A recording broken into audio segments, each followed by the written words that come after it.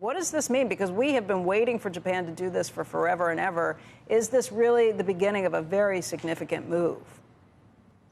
Thanks, Becky. I think this just shows you that 2022 has been the year of hawkish surprises from central banks around the globe.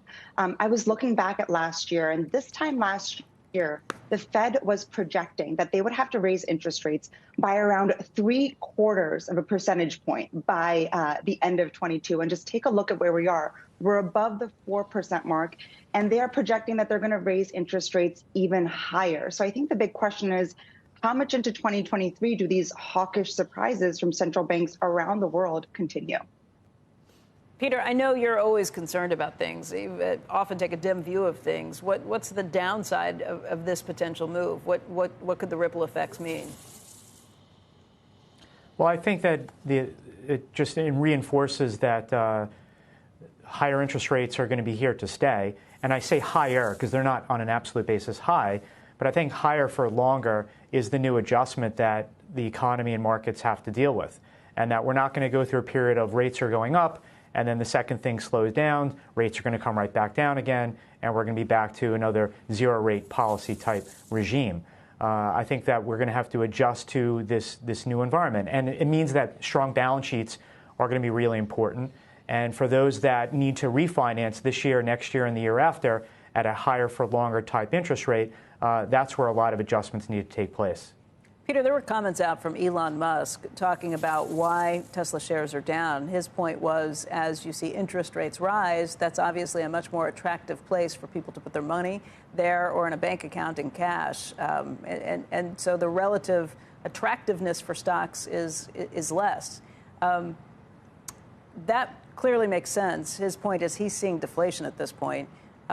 Do you think the Fed is moving too aggressively, or is this something that they have to do? I mean, if you're looking at inflation in Japan, it's up substantially, much lower levels than we've seen here, but the highest they've seen in over 40 years. And that's pretty devastating for an older population that has a tendency to save.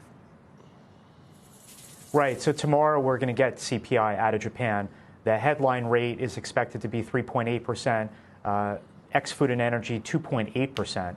So their policy of keeping rates below zero on the short end and that 25 basis point band was just not defensible. And I think that's why they moved ahead of the CPI number. Now, with respect to what Elon said, well, on one hand, yes, when the risk-free rate goes up, not just in the U.S. around the world, but around the world, the hurdle rate for investment is obviously higher.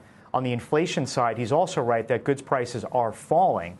But the question is what is the real rate that the Fed is going to eventually be happy with? So let's just say CPI continues to moderate and we settle down at 3 to 4%.